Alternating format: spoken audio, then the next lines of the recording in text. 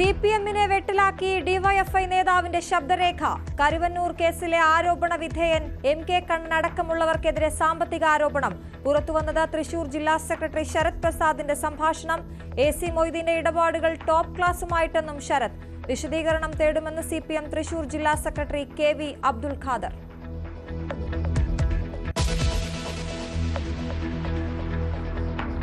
വ്യാജ കേസെടുത്ത് യുവാവിനെ ജയിലിലടച്ചെന്ന് തെളിഞ്ഞിട്ടും കുറ്റക്കാരായ പോലീസുകാർക്കെതിരെ നടപടിയെടുത്തില്ല. ആറന്മുള സിഐ ദിലീപ് ഖാനെതിരായ നടപടി ശുപാർശ ഫയലിൽ തന്നെ. ജയിലിലായതോടെ അടുത്ത ബന്ധുക്കൾ പോലും ഉപേക്ഷിച്ചെന്ന പോലീസ് വീഴ്ചയ്ക്കിരയായ കോട്ടയം സ്വദേശി പ്രദീപ് ന്യൂസ് 18നോട്. കള്ളക്കേസ് കൊടുക്കുക, എന്നെ പണം അപഹരിക്കുക, എന്നെ എന്താ പറയുക, എനിക്ക് തരാനായിട്ടുള്ള പണം തരാതിരിക്കാനായിട്ടുള്ള കാര്യങ്ങൾ ചെയ്യുക എന്നുള്ള ഒരു സമീപനമായിരുന്നു അവർ ഉണ്ടായിരുന്നത്. പോലീസിനെതിരായ ഇപ്പോഴത്തെ പരാതികൾ ഒറ്റപ്പെട്ടതെന്ന ന്യൂസ് 18 അഭിമുഖത്തിൽ പോലീസ് മേധാവി റവാഡ ചന്ദ്രശേഖർ.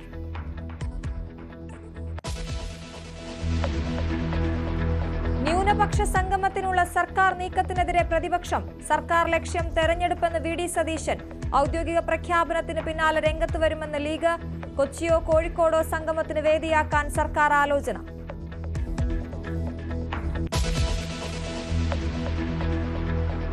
രാഹുൽ മാങ്കൂട്ടത്തിലിന്റെ സസ്പെൻഷൻ സ്പീക്കറെ അറിയിച്ചേക്കും. സഭാ സമ്മേളനത്തിന് മുമ്പ് കത്ത് നൽകാൻ ആലോചന.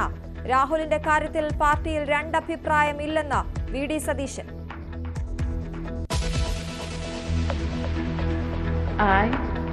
I, Chandravram Ponnusamy Radhakrishnan, do swear in the name of God do swear in the name of God that I will bear true faith and allegiance ഉപരാഷ്ട്രപതിയായി സി.പി. രാധാകൃഷ്ണൻ ചുമതലയേറ്റു. സത്യവാചകം ചൊല്ലിക്കൊടുത്ത രാഷ്ട്രപതി. ചടങ്ങിനെത്തി പ്രധാനമന്ത്രിയും കേന്ദ്രമന്ത്രിമാരും മുൻ ഉപരാഷ്ട്രപതി ജഗ്ദീപ് ധൻഖറും. ചടങ്ങിനെത്താതെ രാഹുൽ ഗാന്ധി. നേപ്പാളിൽ സംഘർഷത്തിനായവർ. കർഫ്യൂവിൽ ഇളവ് അനുവദിച്ചു. പാർലമെന്റ് പിരിച്ചുവിടണമെന്ന ആവശ്യത്തിൽ ഉറച്ചു പ്രക്ഷോഭകർ. ഇടക്കാല സർക്കാരിനെ മുൻ ചീഫ് ജസ്റ്റിസ് സുശീല കർക്കി നയിച്ചേക്കും. ഇന്ത്യ നേപ്പാൾ അതിർത്തിയിൽ നിരീക്ഷണം ശക്തം.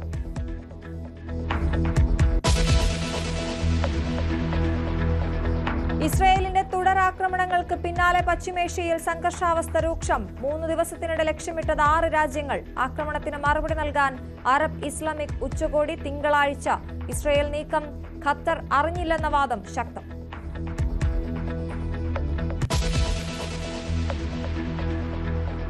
വിശദമായ വാർത്തയിലേക്ക്. സിപിഎം നേതാക്കൾക്കെതിരെ സാമ്പത്തിക ആരോപണവുമായി ഡിവൈഎഫ്ഐ തൃശൂർ ജില്ലാ സെക്രട്ടറി. ഡിവൈഎഫ്ഐ ജില്ലാ സെക്രട്ടറി ശരത് പ്രസാദിന്റെ ശബ്ദരേഖയാണ് പുറത്തുവന്നത്. കപ്പലണ്ടി വിറ്റ് നടന്ന എം.കെ. കണ്ണൻ കോടിപതിയായെന്നും ടോപ്പ് ക്ലാസുമായാണ് എ.സി. മൊയ്തീന്റെ ഡീലിംഗ്സ് എന്നതടക്കമുള്ള പരാമർശങ്ങൾ ശബ്ദരേഖയിലുണ്ട്.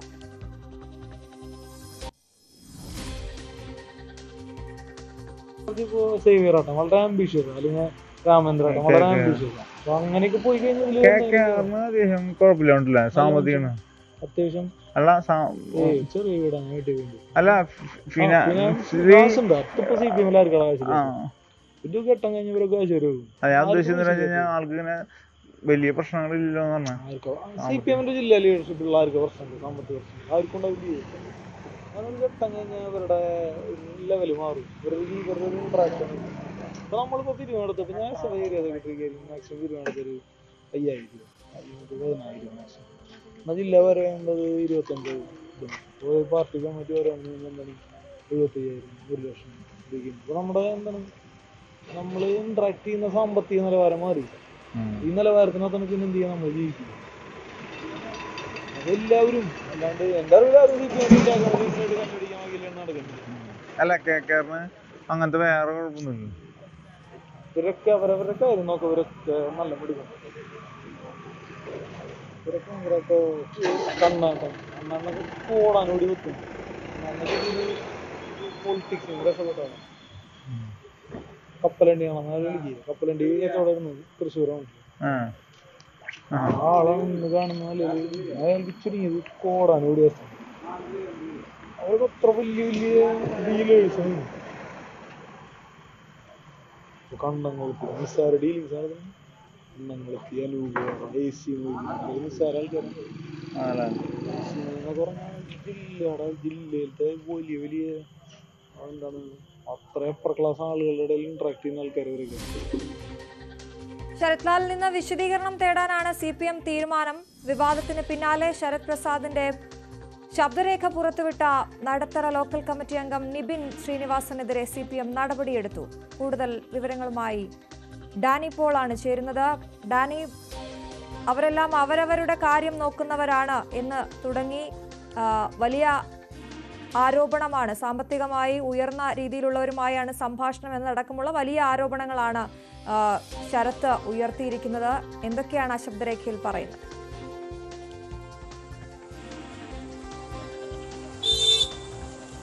അശ്വതി, ദൂരവ്യാപകമായ രീതിയിലുള്ള പൊട്ടിത്തെറികൾക്ക് ഇത് കാരണമാക്കുമെന്ന കാര്യത്തിൽ ഒരു സംശയവുമില്ല. കാരണം CPM-ലെ ഉന്നത നേതാക്കൾക്കെതിരെ, പ്രത്യേകിച്ച് തൃശ്ശൂരിലെ മുഖമെന്നെല്ലാം തന്നെ വിശേഷിപ്പിക്കാവുന്നവർക്കെതിരെയാണ് ഈ രീതിയിലുള്ള അതീവ ഗുരുതരമായ പരാമർശങ്ങൾ, അതും പാർട്ടിയുടെ യുവജന വിഭാഗത്തിൻ്റെ ഭാരവാഹി തന്നെ നടത്തിയിരിക്കുന്നത്. വലിയ രീതിയിലൊരു വെളിപ്പെടുത്തൽ എന്നെല്ലാം തന്നെ പറയുവാനുള്ളൊരു കാര്യം. മറ്റൊന്ന്, ഇത് കരുവന്നൂർ ബാങ്ക് വിഷയവുമായി ബന്ധപ്പെട്ട് നിൽക്കുന്ന ഒരു ഭൂമി കൂടിയാണ് തൃശ്ശൂർ എന്ന് പറയുന്നത്.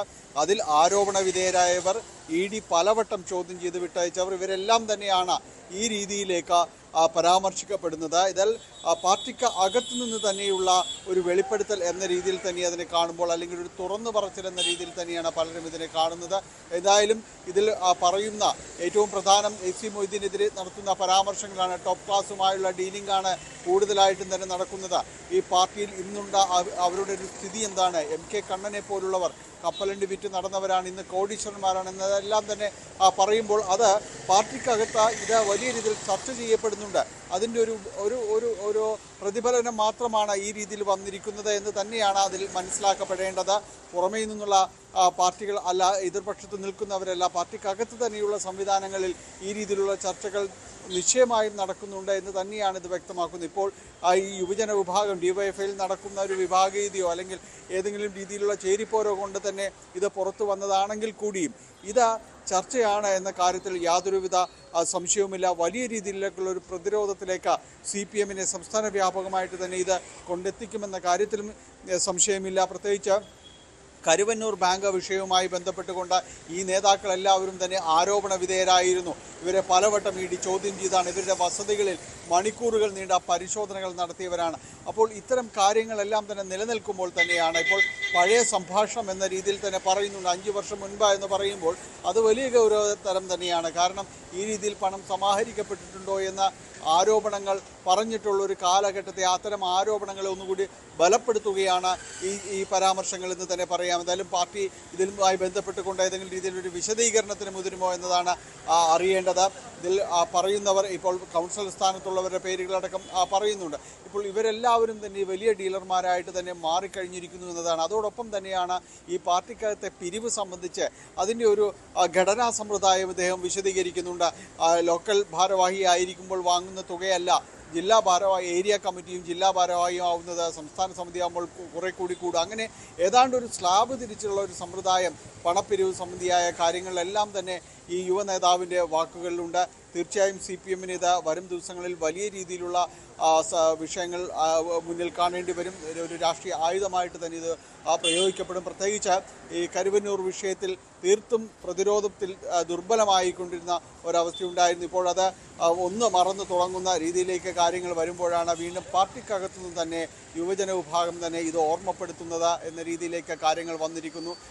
ഉദ്ദേശിച്ചത് DYFI അതിനകത്തുള്ള സംഘടനാ പ്രശ്നങ്ങളും ചർച്ചകളും ഒക്കെ തന്നെയാണ് എങ്കിൽ കൂടിയും CPM-നെ കൂടി ഇതിൽ പ്രതിരോധത്തിലാഴ്ത്തുന്നു എന്ന കാര്യത്തിൽ ഒരു സംശയവുമില്ല. ശരി, ഡാനി പോളാണ് വിവരങ്ങൾ നൽകിയത്. പോലീസ് എടുത്ത കേസ് വ്യാജമാണെന്ന് കണ്ടെത്തിയിട്ടും ഉദ്യോഗസ്ഥർക്കെതിരെ അച്ചടക്ക നടപടിയില്ല. കോട്ടയം സ്വദേശി പ്രദീപിനെതിരെ 2014 ആറന്മുള സ്റ്റേഷനിൽ രജിസ്റ്റർ ചെയ്ത കേസാണ് വ്യാജമാണെന്ന് ക്രൈംബ്രാഞ്ച് കണ്ടെത്തിയത്. വ്യാജ കേസെടുത്ത ആറന്മുള CI ദിലീപ് ഖാനെതിരെ അച്ചടക്ക നടപടിക്ക് ശുപാർശ ചെയ്തിരുന്നെങ്കിലും ഒന്നുമുണ്ടായില്ല. വ്യാജ കേസിൽ 21 ദിവസം ജയിലിൽ കഴിഞ്ഞതോടെ അടുത്ത ബന്ധുക്കൾ പോലും തിരിഞ്ഞു നോക്കാതെയായെന്ന് പ്രദീപ് പറയും. കുടുംബത്തിന് വളരെയധികം ബുദ്ധിമുട്ടുണ്ടായി. ഞങ്ങൾ ശരിക്കും പറഞ്ഞാൽ ഒറ്റപ്പെട്ടു പോയി. നമ്മൾ ഈ സമൂഹത്തിൽ ജീവിക്കുന്ന ഒരാളെ ഇതുപോലെ കള്ളക്കേസൊക്കെ കൊടുത്ത് പത്രത്തിലെല്ലാം ഇടിയിപ്പിച്ച് ഇതുപോലെ ന്യൂസ് വരുമ്പോഴത്തേക്ക് ഉണ്ടാകുന്നൊരു അവസ്ഥ അത് പറഞ്ഞാൽ അറിയിക്കുന്നതിനും അപ്പുറമാണ്. പോലീസിന്റെ വ്യാജ കേസുകൾ സാധാരണക്കാരുടെ ജീവിതം എങ്ങനെ തകർക്കുമെന്ന് വ്യക്തമാക്കുന്നതാണ് കോട്ടയം സ്വദേശി പ്രദീപിന്റെ അനുഭവം. വിൻസെന്റ് പോൾ സാറ് അദ്ദേഹത്തെ സ്വാധീനിച്ചുകൊണ്ട് പത്തനംതിട്ട SP രാഹുൽ ആർ നായരെ ബന്ധപ്പെട്ട് അദ്ദേഹം കോഴഞ്ചേരി CI ആയിട്ടുള്ള ദിലീപ് ഖാനോട് പറഞ്ഞ് എന്നെ ഒരു വ്യാജ പരാതിയിൽ കള്ളക്കേസിൽ എന്നെ അറസ്റ്റ് ചെയ്തു.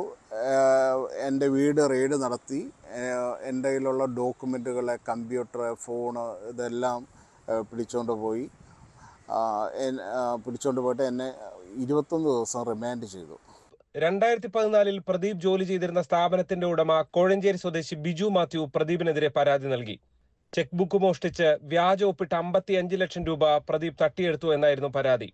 അന്വേഷണ ഉദ്യോഗസ്ഥനായിരുന്ന ആറന്മുള CI ദിലീപ് ഖാൻ പ്രദീപിനെ അറസ്റ്റ് ചെയ്ത് 21 ദിവസം റിമാൻഡിൽ ജയിലിലാക്കി.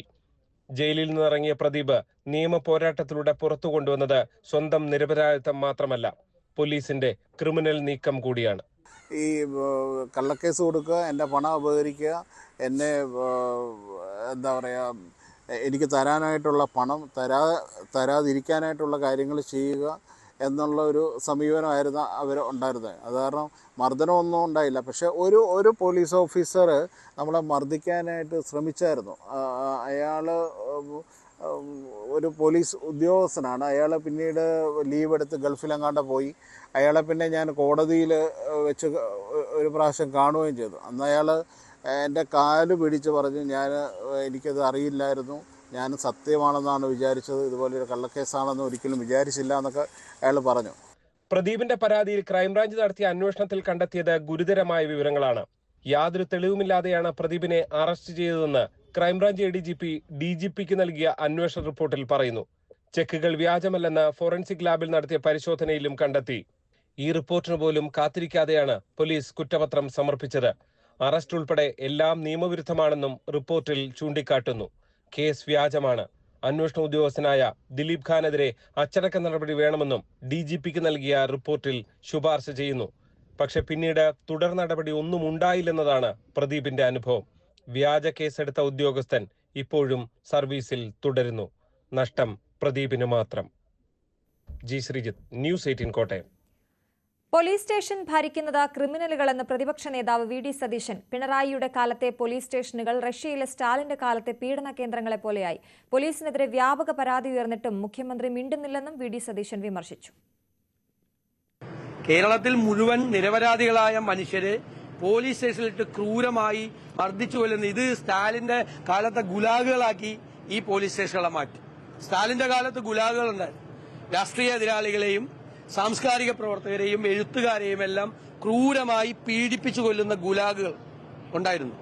ആ ഗുലാഗുകൾക്ക്, സ്റ്റാലിന്റെ കാലത്തെ ഗുലാഗുകൾക്ക് സമാനമായി കേരളത്തിലെ പോലീസ് സ്റ്റേഷൻ മാറിയിരിക്കുകയാണ്.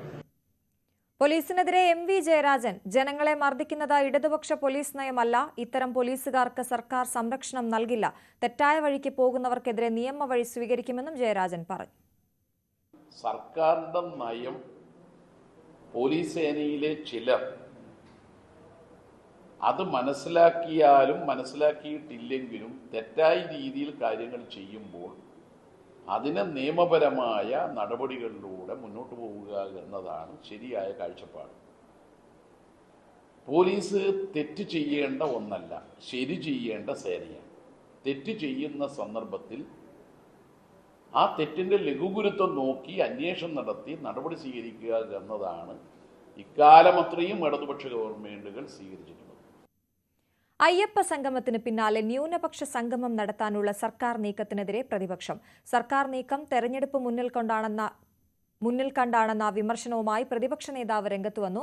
സർക്കാർ ഔദ്യോഗികമായി പരിപാടി പ്രഖ്യാപിച്ചാൽ എതിർപ്പ് പ്രകടിപ്പിക്കാനാണ് മുസ്ലിം ലീഗിന്റെ തീരുമാനം. കൊച്ചിയിലോ കോഴിക്കോടോ സംഗമം സംഘടിപ്പിക്കാനാണ് സർക്കാർ ആലോചന.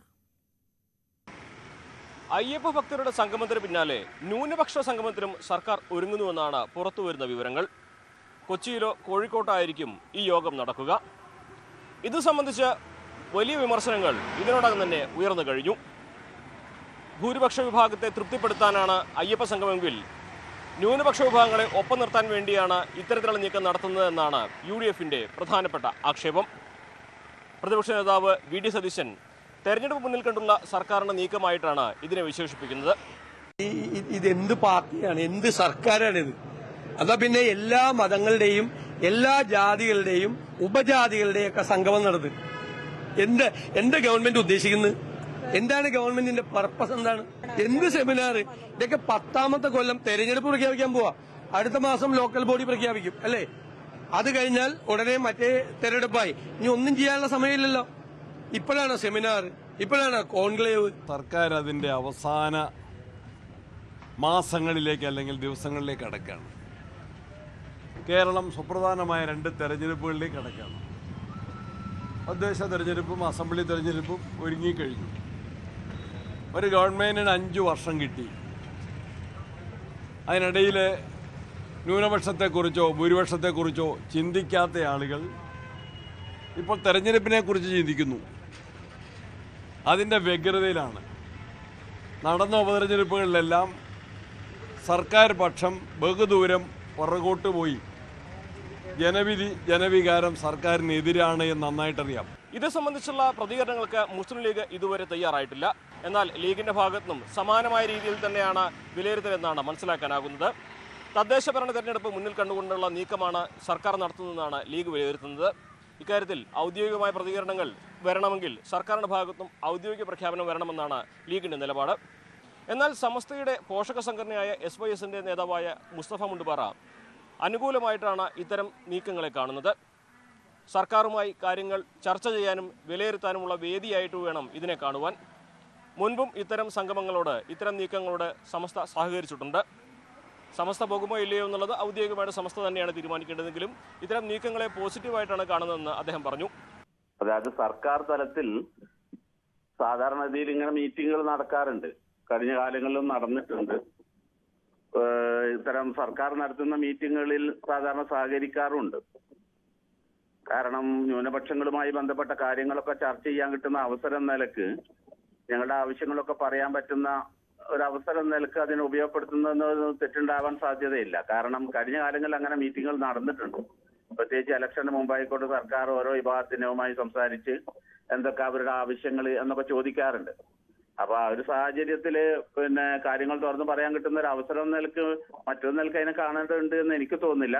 അയ്യപ്പ സംഗമത്തിന് പിന്നാലെ ഇത്തരത്തിലുള്ള വലിയൊരു സംഗമത്തിന് സർക്കാർ തയ്യാറെടുക്കുമ്പോൾ വലിയ തോതിൽ തന്നെ UDFന്റെ ഭാഗത്ത് അതിന് വിമർശനം ഒരുങ്ങുന്നു എന്നും സത്യമാണ്. ലീഗ് അടക്കമുള്ളവർ അതിനെ പ്രതിരോധിക്കുകയും ചെയ്യും. പക്ഷേ ലീഗിന്റെ ഭാഗമായിട്ടുള്ള അല്ലെങ്കിൽ ലീഗിനെ എക്കാലവും പിന്തുണയ്ക്കുന്ന സമസ്തയടക്കമുള്ള ന്യൂനപക്ഷ സംഘടനകൾ ഒരുപക്ഷെ സർക്കാരുമായി ഇത്തരം നീക്കങ്ങളോട് സഹകരിക്കും. അതിന്റെ രാഷ്ട്രീയം എന്താകുമെന്നുള്ളതാണ് വരും ദിവസങ്ങളിൽ കണ്ടറിയേണ്ടത്. മലപ്പുറത്ത് നിന്നും CB അനുമോദ്, ന്യൂസ് 18. ലൈംഗിക ആരോപണത്തിൽ രാഹുൽ മാങ്കൂട്ടത്തിനെതിരായ സസ്പെൻഷൻ സ്പീക്കറെ അറിയിക്കാൻ കോൺഗ്രസിൽ ആലോചന. അന്തിമ തീരുമാനം ഉടൻ വേണമെന്നാണ് ഭൂരിഭാഗം നേതാക്കളുടെയും നിലപാട്. സഭാ സമ്മേളനം തിങ്കളാഴ്ച ആരംഭിക്കാനിരിക്കെ നടപടി ചൂണ്ടിക്കാണിച്ച് പ്രതിപക്ഷ നേതാവ് സ്പീക്കർക്ക് കത്ത് നൽകിയേക്കും. രാഹുലുമായി ബന്ധപ്പെട്ട് പാർട്ടിയിൽ 2 അഭിപ്രായമില്ലെന്നും സാമൂഹിക മാധ്യമങ്ങളിൽ കാണുന്ന വിഷയത്തിൽ എല്ലാം അഭിപ്രായം പറയേണ്ടതില്ലെന്നും പ്രതിപക്ഷ നേതാവ് VD സതീശൻ പ്രതികരിച്ചു. വരുന്ന 15-ാം തീയതിയാണ് നിയമസഭാ സമ്മേളനം ആരംഭിക്കാനിരിക്കുന്നത്. കുന്നംകുളം കസ്റ്റഡി മർദ്ദനം അടക്കം സംസ്ഥാന സർക്കാരിനെയും ആഭ്യന്തര വകുപ്പിനെയും പ്രതിരോധത്തിലാക്കുന്ന നിരവധി വിഷയങ്ങൾ സഭയിൽ ഉന്നയിക്കാനുള്ള വലിയ തയ്യാറെടുപ്പിലാണ് പ്രതിപക്ഷം. അതിനിടയിൽ ലൈംഗികാരോപണ വിവാദത്തിൽപ്പെട്ടിരിക്കുന്ന രാഹുൽ മാങ്കൂട്ടത്തിൽ നിയമസഭയിലെത്തിയാൽ സഭയിൽ പ്രതിപക്ഷത്തിനെതിരെ അത് ഭരണപക്ഷം ആയുധമാക്കി മാറ്റുമെന്ന വിലയിരുത്തലിലാണ് പ്രതിപക്ഷ നേതാവ് VD സതീശൻ, രമേശ് ചെന്നിത്തല ഉൾപ്പെടെയുള്ള നേതാക്കൾ രാഹുൽ മാങ്കൂട്ടത്തിലിനെ സഭാ സമ്മേളനത്തിൽ പങ്കെടുപ്പിക്കേണ്ടതില്ലെന്ന നിലപാടിൽ ഉറച്ചു നിൽക്കുന്നത്. പക്ഷേ സമാനമായ ആരോപണം നേരിട്ടവർ ഭരണപക്ഷത്തും ഉണ്ടെന്നിരിക്കെ രാഹുലിനോട് എന്തിന് അങ്ങനെ ഒരു വിവേചനം കാണിക്കുന്നു എന്നതാണ് രാഹുലിനെ അനുകൂലിക്കുന്ന ചില നേതാക്കൾ മുമ്പോട്ട് വെക്കുന്ന ആക്ഷേപം. പക്ഷേ അത് മുഖവിലക്കെടുക്കാൻ കോൺഗ്രസ് നേതൃത്വം തയ്യാറായേക്കില്ല എന്നാണ് സൂചന. ഈ പശ്ചാത്തലത്തിലാണ് സ്പീക്കറെ ഈ വിഷയത്തിൽ കൃത്യമായി നിലപാട് അറിയിക്കാൻ, അതായത് പാർട്ടി ഇങ്ങനെ ഒരു നടപടിയെടുക്കാനുണ്ടായ സാഹചര്യം രേഖാമൂലം കത്ത് മുഖേന സ്പീക്കറെ അറിയിക്കാനുള്ള ഒരു നീക്കം നേതൃതലത്തിൽ പുരോഗമിക്കുന്നത്. കോൺഗ്രസിലെ ഒരാളും അതിനെക്കുറിച്ച് അഭിപ്രായം പറയില്ല. അദ്ദേഹത്തിനെ പാർട്ടിയിൽ നിന്ന് സസ്പെൻഡ് ചെയ്തു, പാർലമെന്ററി പാർട്ടിയിൽ നിന്നും സസ്പെൻഡ് ചെയ്തു. അതാണ് വിവരം. ബാക്കി കാര്യത്തെക്കുറിച്ചൊക്കെ പാർട്ടി തീരുമാനം എന്തെങ്കിലും ഉണ്ടെങ്കിൽ പാർട്ടി പ്രസിഡന്റ് നിങ്ങളെ അറിയിക്കും. അല്ലാതെ ഒരു തീരുമാനവും ഞങ്ങൾ എടുത്തിട്ടില്ല. അതിന്റെ അകത്ത് 2 അഭിപ്രായത്തിന്റെ പ്രശ്നമില്ല. സോഷ്യൽ മീഡിയയിൽ ആരെങ്കിലും കയറി വല്ലത് എഴുതിയെന്നും മറുപടി പറയേണ്ട ബാധ്യതയൊന്നും ഞങ്ങൾക്കാർക്കുമില്ല. പാർട്ടിയുടെ നേതാക്കന്മാരോ ആരും അതിനെക്കുറിച്ച് അഭിപ്രായം പറഞ്ഞിട്ടില്ല. പാർട്ടി ഉചിതമായ സമയത്ത് ഉചിതമായ തീരുമാനമെടുക്കും. അത് KPCC പ്രസിഡന്റ് നിങ്ങളെ അറിയിക്കും. അത്രേ ഉള്ളൂ. പാർട്ടിയുടെ ഒരു അന്തിമ അനുമതിയോടെ പ്രതിപക്ഷ നേതാവ് VD സതീശൻ തന്നെയായിരിക്കും രാഹുൽ മാങ്കൂട്ടത്തിന്റെ പാർട്ടിയിൽ നിന്ന് സസ്പെൻഡ് ചെയ്തിരിക്കുന്ന വിവരം ഔദ്യോഗികമായി സ്പീക്കറെ അറിയിക്കുക. അങ്ങനെ അറിയിച്ചതിന് ശേഷം രാഹുൽ സഭയിലെത്താനുള്ള നീക്കം നടത്തിയാൽ അതിന്റെ പൂർണ്ണ ഉത്തരവാദിത്തം രാഹുലിന് തന്നെ ആയിരിക്കുമെന്ന കാര്യവും പ്രതിപക്ഷ നേതാവ് ഉൾപ്പെടെയുള്ളവർ സ്പീക്കറെ അറിയിക്കുമെന്ന വിവരങ്ങളാണ് ലഭിക്കുന്നത്. അതിനിടയിൽ രാഹുൽ മാങ്കൂട്ടത്തിനെതിരെ നടപടിയെടുക്കാനിടയായ സാഹചര്യം സംബന്ധിച്ച താഴെത്തട്ടിലുള്ള പ്രവർത്തകർക്കും നേതാക്കൾക്കും നിലനിൽക്കുന്ന അവ്യക്തത നീക്കുന്നതിനു വേണ്ടി ബൂത്ത് തലം വരെയുള്ള പാർട്ടിയിലെ എല്ലാ ഘടകങ്ങളെയും കൃത്യമായി രാഹുൽ മാങ്കൂട്ടത്തിനെതിരെ പാർട്ടിക്കകത്തു നിന്നും പുറത്തു നിന്നും ഉയർന്നു വന്ന ആരോപണങ്ങൾ സംബന്ധിച്ചും അതിന്റെ നിജസ്ഥിതി സംബന്ധിച്ചും ഇങ്ങനെയൊരു നടപടിയെടുക്കാനുണ്ടായ അനിവാര്യത സംബന്ധിച്ചും ബോധ്യപ്പെടുത്തുന്ന തരത്തിലുള്ള ഒരു ഔദ്യോഗികമായ വിശദീകരണം ഉടൻ കീഴ്ഘടകങ്ങളിലേക്ക് കൈമാറുമെന്ന സൂചനയാണ് KPCCയുടെ ഭാഗത്തുനിന്ന് ലഭിക്കുന്നത്. കോഴിക്കോട് സരോവരത്തിൽ കുഴിച്ചുമൂടിയ വെസ്റ്റ് ഹിൽ സ്വദേശി വിജിലിന്റെ അസ്ഥി കണ്ടെത്തി. ചതുപ്പിൽ നടത്തിയ പരിശോധനയിലാണ് അസ്ഥി കണ്ടെത്തിയത്. മൃതദേഹം കെട്ടിത്താഴ്ത്തിയ കല്ലും കണ്ടെത്തിയിട്ടുണ്ട്. തലയോട്ടി ഒഴികെയുള്ള അസ്ഥിഭാഗങ്ങൾ ലഭിച്ചതായി പോലീസ് അറിയിച്ചു.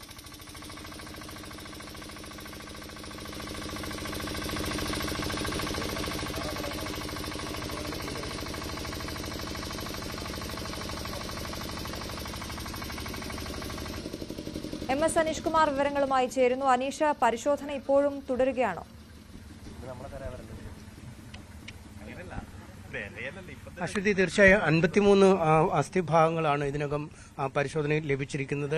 തലയൊട്ടി അടക്കമുള്ള ശരീരഭാഗങ്ങൾ ഇനിയും കണ്ടെത്തേണ്ടതുണ്ട്. അതുകൊണ്ട് തന്നെ തെരച്ചിൽ തുടരുന്നു എന്നാണ് പോലീസ് ഉദ്യോഗസ്ഥർ വ്യക്തമാക്കുന്നത്. ഏതാണ്ട് 50 മീറ്റർ ചുറ്റളവിലാണ് ഇപ്പോൾ വളരെ വിശദമായ പരിശോധന നടക്കുന്നത്. ഏതാണ്ട് 4 മുതൽ 5 മീറ്റർ വരെ താഴ്ചയിൽ പരിശോധന നടത്തുകയും ചെയ്തു. ഏതാണ്ട് 2 ഘട്ടമായാണ് പരിശോധന നടത്തിയത്. ആദ്യഘട്ടം പരിശോധന നടത്തിയപ്പോൾ കാലാവസ്ഥ അങ്ങേയറ്റം പ്രതികൂലമായിരുന്നു. കനത്ത മഴ പെയ്യുന്ന ഒരു സാഹചര്യമുണ്ടായിരുന്നു. ഈ ചതുപ്പ് പൂർണ്ണമായും വെള്ളത്തിൽ മുങ്ങിക്കിടക്കുന്ന സാഹചര്യം. പിന്നീട് ഈ ചതുപ്പിലേക്ക് ഒരു പ്രത്യേക വഴി തന്നെ നിർമ്മിച്ചാണ് യന്ത്രസാമഗ്രികൾ എത്തിക്കുകയും തെരച്ചിൽ നടത്തുകയും ചെയ്തത്. എന്തായാലും ഈ തെരച്ചിലിനൊടുവിൽ ഫലം ലഭിച്ചിരിക്കുന്നു എന്ന് തന്നെയാണ് പോലീസുകാർക്ക് അവരുടെ അന്വേഷണം മുന്നോട്ട് കൊണ്ടുപോകാൻ സഹായിക്കുന്ന ഘടകം. കഴിഞ്ഞ ദിവസം ഈ വിജിൽ ഉപയോഗിച്ച ഷൂസ് കണ്ടെടുത്തിരുന്നു. അതുകൊണ്ട് തന്നെ ആ ഷൂസ് കണ്ടെടുത്തതിന് സമീപത്ത് തന്നെ ആ ശരീരഭാഗങ്ങൾ ലഭിക്കുമെന്ന ഒരു കൃത്യമായ പ്രതീക്ഷ പോലീസിന് ഉണ്ടാവുകയും ചെയ്തു. 2019 ഒരു തിരോധാന കേസായി രജിസ്റ്റർ ചെയ്യപ്പെട്ട കേസാണ് പിന്നീട് നരഹത്യാ കേസാക്കി മാറ്റുകയും പ്രതികളെ കസ്റ്റഡിയിലെടുക്കുകയും ചെയ്തത്. ഈ വിജിലന്റെ സുഹൃത്തുക്കളായ 3 പേർ തന്നെയാണ് ഈ കേസിലെ പ്രതികളായി മാറിയിരിക്കുന്നത്. അവർ മയക്കുമരുന്ന് ഉപയോഗത്തിനിടെ അമിതമായി മയക്കുമരുന്ന് കുത്തിവെച്ച് വിജിൽ മരിച്ചതാണ് എന്ന് പോലീസിന് മൊഴി നൽകി. പിന്നീട് ഈ മരണം ഉണ്ടായ ശേഷം പുറത്തു പറയാൻ ഭയം നിമിത്തമാണ് ഈ ചതുപ്പിൽ എത്തി താഴ്ത്തുകയും വിജിലിന്റെ ബൈക്കും മൊബൈൽ ഫോണുമൊക്കെ കല്ലായി റെയിൽവേ സ്റ്റേഷന് സമീപം ഉപേക്ഷിച്ച് പോവുകയും ചെയ്ത് ഒരുപക്ഷെ പിന്നീട് ഈ വിജിൽ പുറത്തേക്ക് റെയിൽവേ സ്റ്റേഷനിൽ നിന്നും പുറത്തേക്ക് എവിടെയോ പോയി എന്ന രീതിയിലുള്ള പ്രചാരണം നടത്താനാണ് അവർ അങ്ങനെ ചെയ്തത്. കുടുംബത്തോടും പോലീസിനോടുമൊക്കെ ആദ്യഘട്ടത്തിൽ ഇത്തരത്തിലൊരു മൊഴി തന്നെയാണ് പ്രതികൾ നൽകുകയും ചെയ്തത്. എന്നാൽ ഈ ഒരുപാട് നാളുകൾ വൈകിയ തിരോധാന കേസുകൾ വീണ്ടും അന്വേഷിക്കുന്നതിന്റെ ഭാഗമായാണ് പോലീസ് ഈ കേസ് വീണ്ടും പരിശോധിക്കുകയും പ്രതികളുടെ മൊഴി എടുക്കുകയും ചെയ്തത്. ഈ മൊഴികളിലെ വൈരുദ്ധ്യം ആണ് പിന്നീട് ഈ കേസിലേക്ക് എത്തപ്പെടുകയും ചെയ്തത്. എന്തായാലും വളരെ ദിവസങ്ങൾ നീണ്ട ഒരു തെരച്ചിലിനൊടുവിൽ ഏറ്റവും നിർണായകമായ ശരീരഭാഗങ്ങൾ കണ്ടെടുക്കാൻ പോലീസിന് കഴിഞ്ഞിരിക്കുന്നു. ലഭിക്കുന്ന ശരീരഭാഗങ്ങൾ ഇനി കോഴിക്കോട് മെഡിക്കൽ കോളേജ് ആശുപത്രി മോർച്ചറിയിലേക്ക് മാറ്റും. അവിടെ പോസ്റ്റ്മോർട്ടം നടപടികൾ വിധേയമാവും. പിന്നീട് ഈ വിജിലിന്റെ കുടുംബാംഗങ്ങളുടെ DNA-യുമായി ഒത്തുനോക്കി ഉള്ള പരിശോധന നടത്തി ഇത് വിജിലിന്റെ മൃതദേഹം തന്നെയെന്ന് സ്ഥിരീകരിക്കുന്ന ഒരു നിലപാടിലേക്കും കാര്യങ്ങൾ നീങ്ങും. എന്തായാലും നിലവിൽ ഈ ശരീരഭാഗങ്ങൾ കണ്ടെടുത്തു എന്ന് തന്നെയാണ് ഈ കേസിനെ ഏറ്റവും നിർണായകമാക്കുന്നത്. അശ്വതി, അനീഷ, നമുക്കറിയാം 6 വർഷത്തോളം ഒരു തുമ്പുമില്ലാതിരുന്ന ഒരു കേസാണ്, തിരോധാന കേസായിരുന്നു. അതിപ്പോൾ കൊലപാതകം എന്ന രീതിയിലേക്ക് കാര്യങ്ങൾ നീങ്ങുമ്പോൾ ഇപ്പോൾ പ്രതികൾ നേരത്തെ അറസ്റ്റിലായ പ്രതികളെ അവിടെ എത്തിച്ചാണോ ഈ പരിശോധന ഇപ്പോൾ നടത്തുന്നത്? പ്രതികൾ ഇപ്പോൾ എവിടെയാണുള്ളത്? പ്രതികളെ പോലീസ് കസ്റ്റഡിയിൽ വാങ്ങിയിരുന്നു. അതിനുശേഷം പ്രതികളെ കൂടി സ്ഥലത്ത് എത്തിച്ചാണ് പരിശോധന നടത്തിയത്. ആദ്യഘട്ടത്തിൽ 5 ദിവസം കസ്റ്റഡിയിൽ നൽകിയെങ്കിലും അന്ന് പ്രതികൂല കാലാവസ്ഥ മൂലം തെരച്ചിൽ മുന്നോട്ട് കൊണ്ടുപോകാൻ കഴിയാത്ത ഒരു സാഹചര്യമായിരുന്നു. പിന്നീട് വീണ്ടും റിമാൻഡിലേക്ക് പോയെങ്കിലും ഇതിനുശേഷം ഒരു അനുകൂല സാഹചര്യം എത്തിയതോടുകൂടി അല്ലെങ്കിൽ കാലാവസ്ഥ അനുകൂലമായതോടുകൂടി വീണ്ടും തെരച്ചിൽ ആരംഭിച്ചപ്പോൾ പ്രതികളെ കൊണ്ടുവന്നിരുന്നു. അവരെ ആവശ്യമെങ്കിൽ ഇനിയും കസ്റ്റഡിയിൽ വാങ്ങും എന്നാണ് പോലീസ് പറയുന്നത്.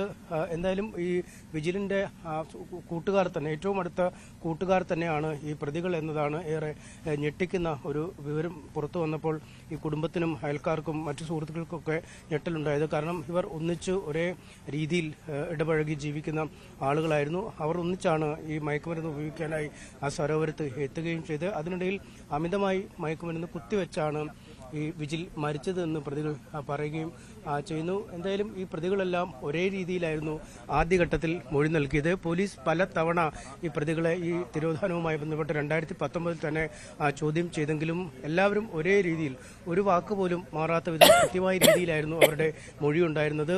ആ ഒരു മൊഴിയാണ് വീണ്ടും ഉദ്യോഗസ്ഥർ പരിശോധിച്ചപ്പോൾ ഈ കേസിൽ നിർണായകമാവുന്നത്. സാധാരണഗതിയിൽ ഒരു അന്വേഷണവുമായി ബന്ധപ്പെട്ട് പ്രതികളെ ചോദ്യം ചെയ്യുമ്പോൾ അവരുടെ മൊഴികളിൽ ചില മാറ്റങ്ങളൊക്കെ ഉണ്ടാവും. പക്ഷേ അച്ചടിച്ച പോലെയുള്ള മൊഴിയാണ് ഈ 3 പേരും നൽകിയത്. പിന്നീട് നിരന്തരമായി ആവർത്തിച്ച് ചോദ്യം ചെയ്തപ്പോൾ ചില പൊരുത്തക്കേടുകൾ ഇവരുടെ മൊഴിയിൽ ഉണ്ടാവുകയും ചെയ്തു. ഇതിന്റെ അടിസ്ഥാനത്തിലാണ് പ്രതികളെ കസ്റ്റഡിയിൽ എടുക്കുകയും വിശദമായി ചോദ്യം ചെയ്യുകയും ചെയ്ത് അപ്പോൾ ഈ പ്രതികൾ കുറ്റം സമ്മതിക്കുന്ന ഒരു സാഹചര്യത്തിലേക്ക് എത്തിയിരുന്നു. ഈ മൃതദേഹം ഈ ചതുപ്പിൽ കൊണ്ട് താഴ്ത്തിയ ശേഷം ഏതാനും ദിവസങ്ങൾക്ക് ശേഷം പ്രതികൾ വീണ്ടും ഇതേ സ്ഥലത്തെത്തിയിരുന്നു. അന്നും അല്പം ഉയർന്നു നിൽക്കുന്ന ശരീരഭാഗങ്ങൾ കണ്ട് വീണ്ടും കല്ല് കെട്ടി താഴ്ത്തുന്ന ഒരു രീതിയിലേക്കാണ് കാര്യങ്ങൾ നീങ്ങിയത്. നമുക്കറിയാം സരോവരം ബയോ പാർക്കിന് സമീപം ട്രേഡ് സെന്ററിന്റെ ഒക്കെ പിൻവശത്തായാണ് ഈ സ്ഥലം ഉള്ളത്.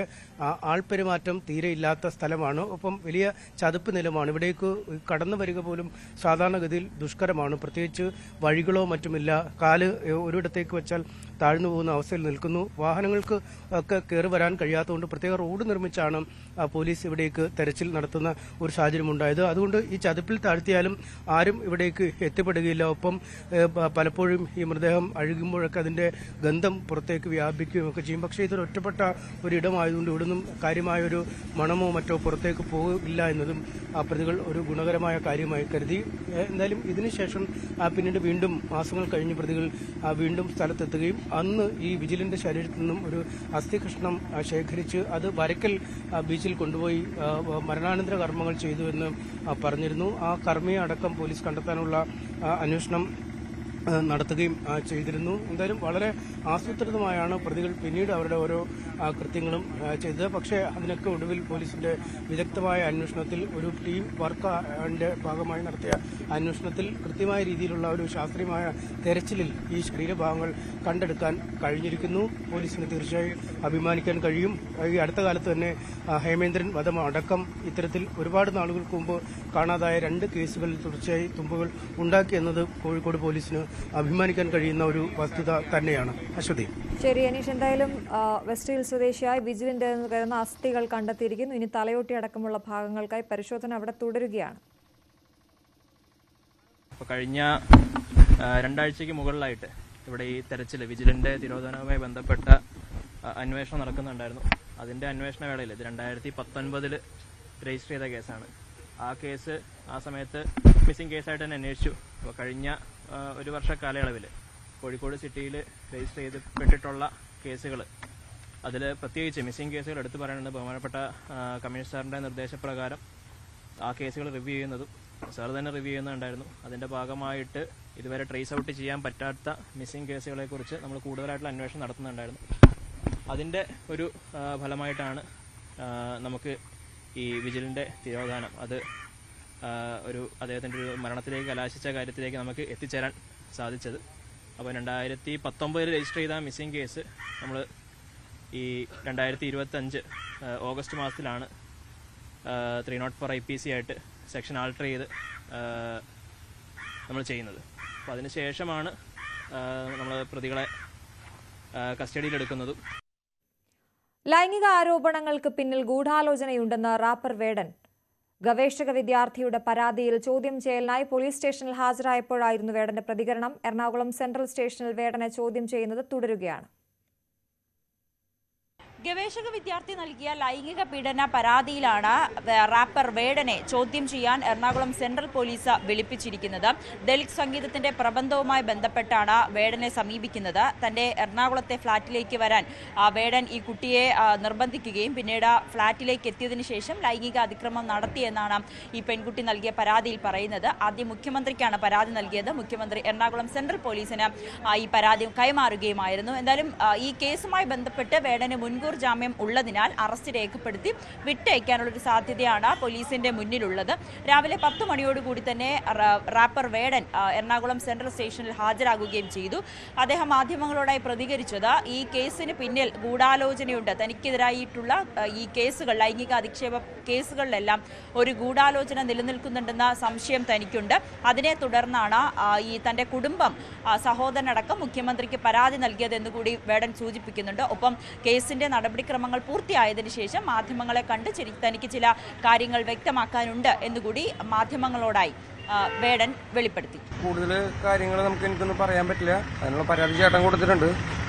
ഈ തെക്കും തിരക്കും കേസൊക്കെ ഒന്ന് കഴിയട്ടെ, ബാക്കിയുള്ള കാര്യങ്ങളൊക്കെ പിന്നെ സംസാരിക്കാൻ പറ്റും. ഗൂഢാലോചന സംശയമുണ്ടോ? എനിക്കൊരു സംശയമില്ലായിരിക്കില്ല ഗൂഢാലോചനയുടെ കാര്യത്തിൽ. ഉണ്ട്, തീർച്ചയായിട്ടും ഉണ്ട്. തീർച്ചയായിട്ടും സംശയമുണ്ട്. അതിനുള്ള കാര്യങ്ങളൊക്കെ പിന്നെ ഒരു ദിവസം ഒന്ന് പറയുന്നതായിരിക്കും. ആദ്യം ഈ തിരക്കൊന്ന് കഴിയട്ടെ. ഓക്കെ, ഒന്ന് കടന്നോട്ടെ. കഴിഞ്ഞ ദിവസം തൃക്കാക്കര പോലീസ് സ്റ്റേഷനിലും രജിസ്റ്റർ ചെയ്ത കേസിൽ, അതും ബലാത്സംഗ കേസ് തന്നെയാണ്, യുവ ഡോക്ടർ നൽകിയ ബലാത്സംഗ കേസ്, അതിലും വേടനെ ചോദ്യം ചെയ്യുന്നതിനായി വിളിപ്പിച്ചിരുന്നു. 2 ദിവസത്തെ ചോദ്യം ചെയ്യലിന് ശേഷം 2ാമത്തെ ദിവസം ഉച്ചയോടുകൂടി വേടന്റെ അറസ്റ്റ് രേഖപ്പെടുത്തി വിട്ടയക്കുന്ന സാഹചര്യമായിരുന്നു. എന്തായാലും തുടരെയാണ് വേടനെതിരായിട്ടുള്ള ആരോപണങ്ങൾ ഉയരുന്നത്. ആദ്യം ഒരു ലഹരി കേസായിരുന്നു, പിന്നീട് പുലിപ്പല്ലി കേസ്, പിന്നീട് 2 ലൈംഗിക അധിക്ഷേപ കേസ്. ഇതിനെ തുടർന്ന് വേടൻ ഈ ഒളിവിലായി ജാമ്യം ലഭിച്ചതിന് ശേഷം ഒരു സംഗീത പരിപാടിയിൽ പങ്കെടുക്കുകയും കോന്നിയിൽ സംഘടിപ്പിച്ച പരിപാടിയിലെത്തി താൻ എങ്ങോട്ടേക്കും പോകുന്നില്ല, ഇവിടെ തന്നെ ജനിച്ച് ഇവിടെ തന്നെ മരിക്കാനാണ് തൻ്റെ ഉദ്ദേശം എന്നുകൂടി ഈ പൊതുസമൂഹത്തോടായി പറയുന്ന സാഹചര്യമുണ്ടായി. എന്തായാലും വേടനും കുടുംബവും ആവർത്തിച്ചു പറയുന്നത് തനിക്കെതിരായിട്ടുള്ള ലൈംഗിക അധിക്ഷേപ പരാതികളിലെല്ലാം തന്നെ, ലൈംഗിക ആരോപണ പരാതികളിലെല്ലാം തന്നെ ഒരു ഗൂഢാലോചന നിലനിൽക്കുന്നുണ്ട് എന്ന് തന്നെയാണ്. മകന്റെ കുത്തേറ്റ കൊച്ചി കോർപ്പറേഷൻ മുൻ കൌൺസിലറും കോൺഗ്രസ് നേതാവുമായ ഗ്രേസി ജോസഫ് അപകടനില തരണം ചെയ്തു. എറണാകുളം ലിസി ആശുപത്രിയിൽ ചികിത്സയിൽ തുടരുകയാണ് ഗ്രേസി. കുടുംബത്തിന് പരാതിയില്ലെങ്കിലും അന്വേഷിക്കാനാണ് പോലീസ് തീരുമാനം. ഗ്രേസിയുടെ മകൻ ഷെഫിൻ ജോസഫ് ഒളിവിലാണ്. ഇയാൾ ലഹരിക്കടിമയാണെന്നാണ് പോലീസിന് ലഭിച്ച വിവരം. ഇന്നലെ രാത്രി മകൻ കുത്തി പരിക്കേൽപ്പിച്ച മുൻ കൗൺസിലർ, കൊച്ചി കോർപ്പറേഷൻ മുൻ കൗൺസിലർ ഗ്രേസ് ജോസഫിൻ്റെ ആരോഗ്യനില മെച്ചപ്പെട്ടിട്ടുണ്ട്. അവർക്ക് സംസാരിക്കാൻ കഴിയുന്ന രീതിയിലേക്ക് ആരോഗ്യസ്ഥിതി മാറിയിട്ടില്ലെങ്കിൽ കൂടിയും ഇന്നലെ ഉണ്ടായിരുന്ന ഗുരുതരാവസ്ഥയിൽ നിന്ന് വലിയ രീതിയിലേക്ക് ആരോഗ്യം മെച്ചപ്പെട്ടിട്ടുണ്ടെന്നാണ് അധികൃതർ അറിയിക്കുന്നത്. ഇപ്പോഴും അവർ അത്യാഹിത വിഭാഗത്തിൽ തന്നെ തുടരുകയാണ്. അതേസമയം അവർക്ക് ഈ സംഭവത്തിൽ പരാതിയില്ല എന്നാണ് കുടുംബാംഗങ്ങളോടക്കം വ്യക്തമാക്കിയിരിക്കുന്നത്.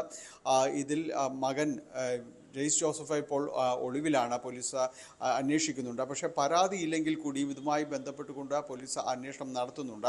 ഇയാൾ ലഹരിക്ക് അടിമയായിരുന്നു എന്നുള്ളൊരു വിവരമാണ് പോലീസിന് ലഭിക്കുന്നത്, അന്വേഷണത്തിൽ ലഭിക്കുന്നത്.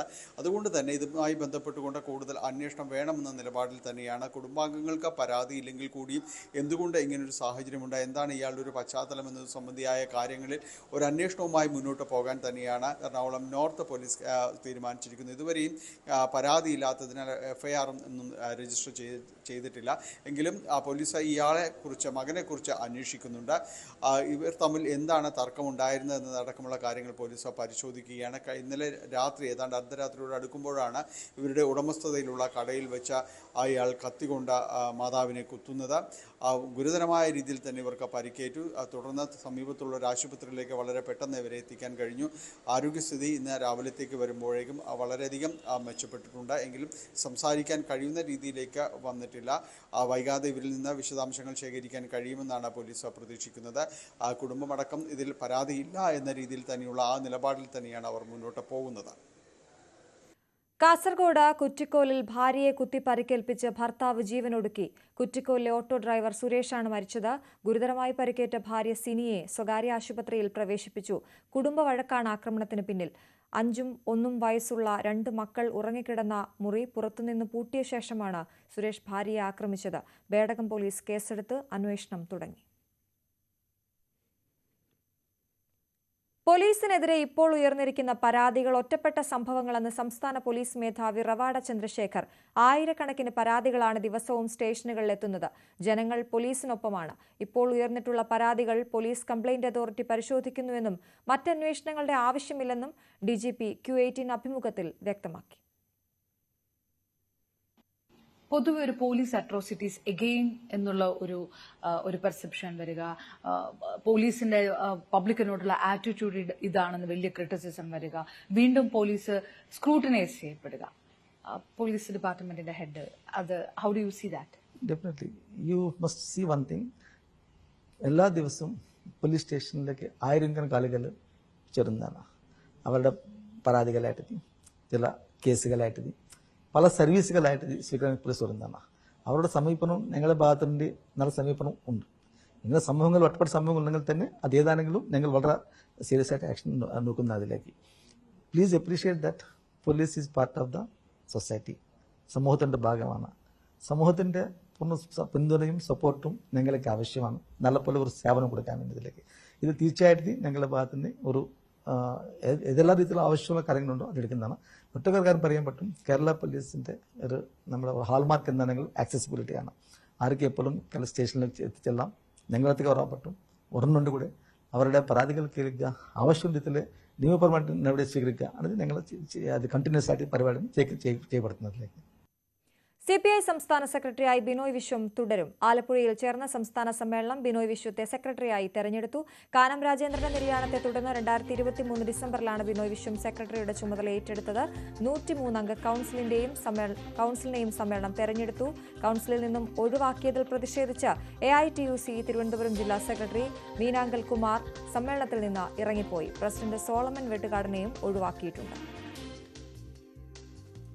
എന്നെ ഇപ്പോൾ പാർട്ടിയുടെ സ്റ്റേറ്റ് കൗൺസിലിൽ നിന്ന് ഒഴിവാക്കപ്പെട്ടിരിക്കുകയാണ്. സാധാരണ സമ്മേളനം നടക്കുമ്പോൾ ചില ആളുകളെ എടുക്കുകയും ചില ആളുകളെ ഒഴിവാക്കപ്പെടുകയും എല്ലാം ചെയ്യുന്നൊരു സാഹചര്യം ഉണ്ടാകും. പക്ഷേ ഇവിടെ വളരെ സജീവമായി പ്രവർത്തന രംഗത്ത് നിൽക്കുന്ന ഒരാളാണ്.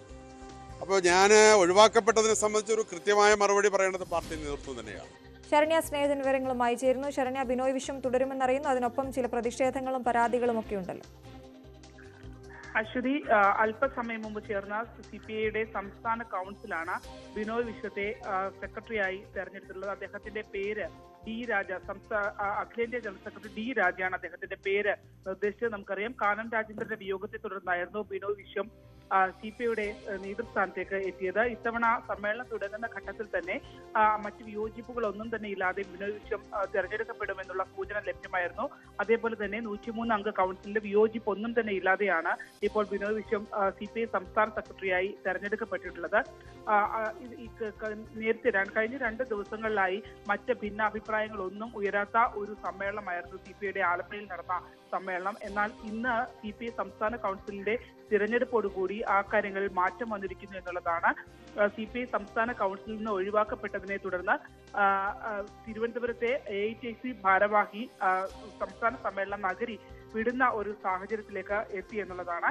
ഒപ്പം തന്നെ തൊഴിലാളി വർഗ പാർട്ടി എന്ന് പറയുന്ന CPI തൊഴിലാളി വർഗത്തോട് കാണിക്കുന്ന സമീപനത്തിൽ വിയോജിപ്പുണ്ട് എന്നുള്ളതും അദ്ദേഹത്തിന്റെ വാക്കുകളിൽ നിന്ന്, മീനാങ്കൽ രാജേഷിന്റെ വാക്കുകളിൽ നിന്നും നമുക്ക് വ്യക്തമാവുകയുണ്ടായി. അതോടൊപ്പം തന്നെ AITUCയുടെ തിരുവനന്തപുരത്ത് 2 ഭാരവാഹികളും സംസ്ഥാന കൗൺസിലിൽ നിന്ന് ഒഴിവാക്കപ്പെട്ടു എന്നുള്ളതാണ്.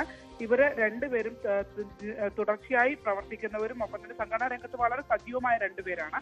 ഈ 2 പേർ ഒഴിവാക്കപ്പെട്ടു എന്നതിനെ തുടർന്നാണ് പ്രതിഷേധങ്ങൾ ഉയരുകയും സമ്മേളനം വിടുകയും പ്രതിനിധി സമ്മേളനം വിടുകയും ചെയ്തിട്ടുള്ളത്. എന്തായാലും അത്തരത്തിൽ കഴിഞ്ഞ ദിവസങ്ങളിൽ സർക്കാരിനെതിരെയൊക്കെയുള്ള വലിയ വിമർശനങ്ങളൊക്കെ പൊതുചർച്ചയിലേക്ക് ഉയർന്നിരുന്നു. ഇന്ന് പൊതുചർച്ചയിൽ നിലവിലത്തെ സംസ്ഥാന സെക്രട്ടറി ആയിരുന്ന ബിനോയ് വിശ്വം അതിന് മറുപടി പറഞ്ഞു. അതിനുശേഷമാണ് 103 അംഗ കൗൺസിലിനെ തിരഞ്ഞെടുത്തത്. ഈ 103 അംഗ സംസ്ഥാന കൗൺസിലാണ് ഇപ്പോൾ ബിനോയ് വിശ്വത്തെ വീണ്ടും സംസ്ഥാന സെക്രട്ടറിയായി തിരഞ്ഞെടുത്തിരിക്കുന്നത്. ശരി ശരണ്യ. ഇന്ത്യയുടെ 15ാമത് ഉപരാഷ്ട്രപതിയായി CP രാധാകൃഷ്ണൻ സത്യപ്രതിജ്ഞ ചെയ്തു. രാഷ്ട്രപതി ദ്രൗപദി മുർമു സത്യവാചകം ചൊല്ലിക്കൊടുത്തു. CP രാധാകൃഷ്ണൻ ഇംഗ്ലീഷിലാണ് സത്യവാചകം ചൊല്ലിയത്. രാഷ്ട്രപതി ഭവനിൽ നടന്ന ചടങ്ങിൽ പ്രധാനമന്ത്രിയും കേന്ദ്രമന്ത്രിമാരും പങ്കെടുത്തു. മുൻ ഉപരാഷ്ട്രപതി ജഗ്ദീപ് ധൻകറും ചടങ്ങിനെത്തി. അതേസമയം പ്രതിപക്ഷ നേതാവ് രാഹുൽ ഗാന്ധി ചടങ്ങിൽ പങ്കെടുത്തില്ല. To the Constitution of India. To the Constitution of India. As by law established. Yes, by law established. And that I will faithfully discharge the duty. And that I will faithfully discharge the duty. Upon which I am about to enter. Upon which I am about to enter. Congratulations.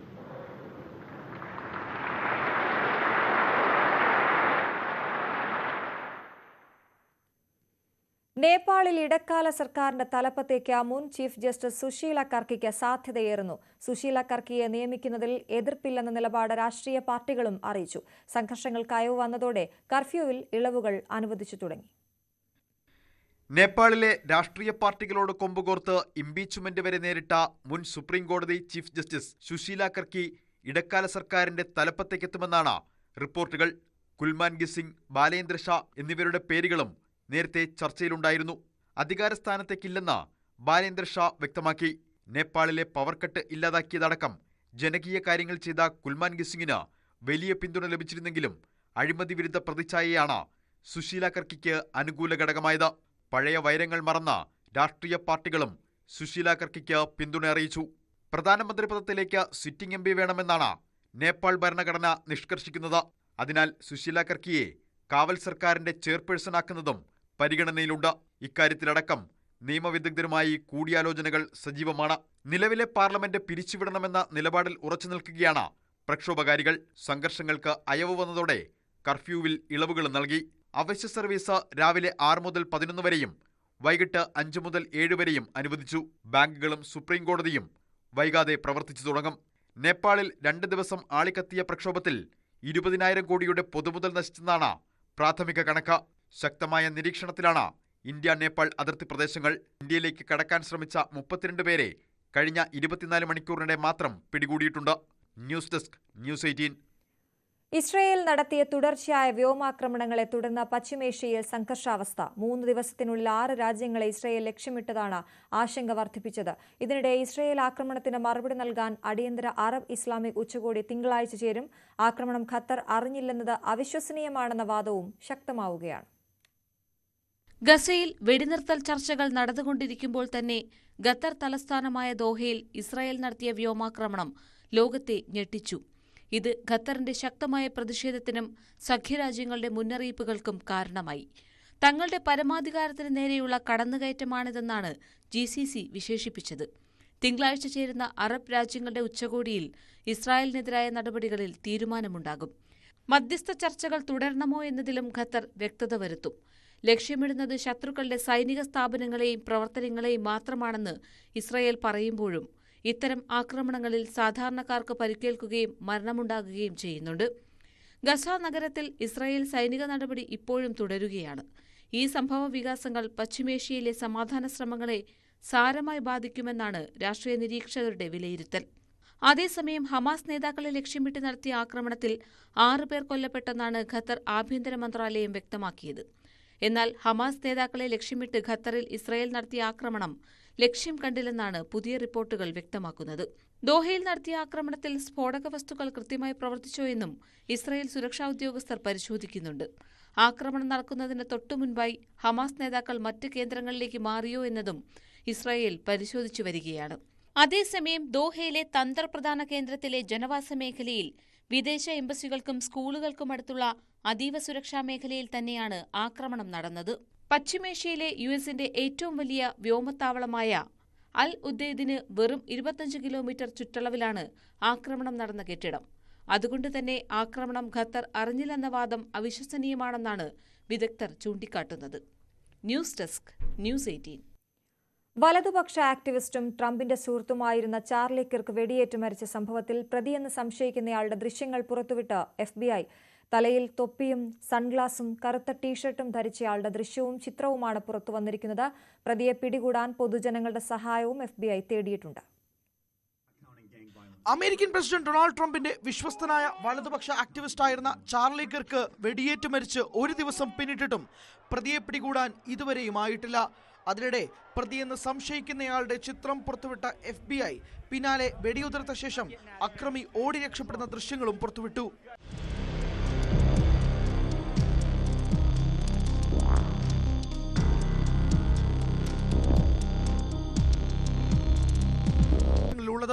കിർക്ക് സംസാരിച്ചിരുന്ന വേദിക്ക് സമീപത്തുള്ള കെട്ടിടത്തിൽ നിന്നുമാണ് അക്രമി വെടിയുതിർത്തതെന്ന് police കണ്ടെത്തിയിട്ടുണ്ട്.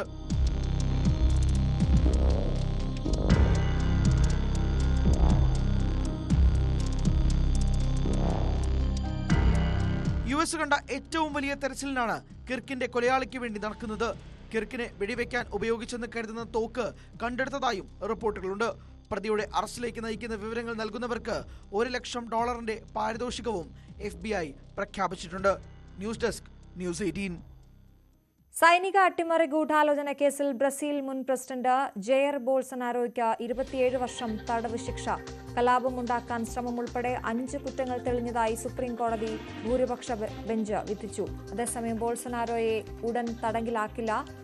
Bolsonaro അനുയായികൾ പ്രതിഷേധവുമായി രംഗത്ത് വന്നിട്ടുണ്ട്.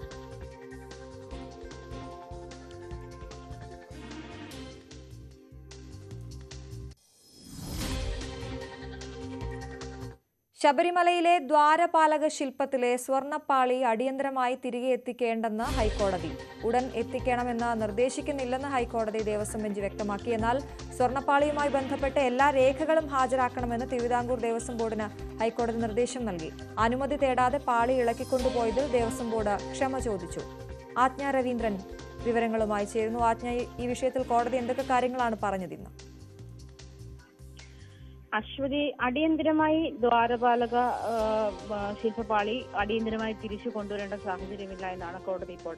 അടിയന്തരമായി കൊണ്ടുവരണമെന്ന് ആവശ്യപ്പെടുന്നില്ല.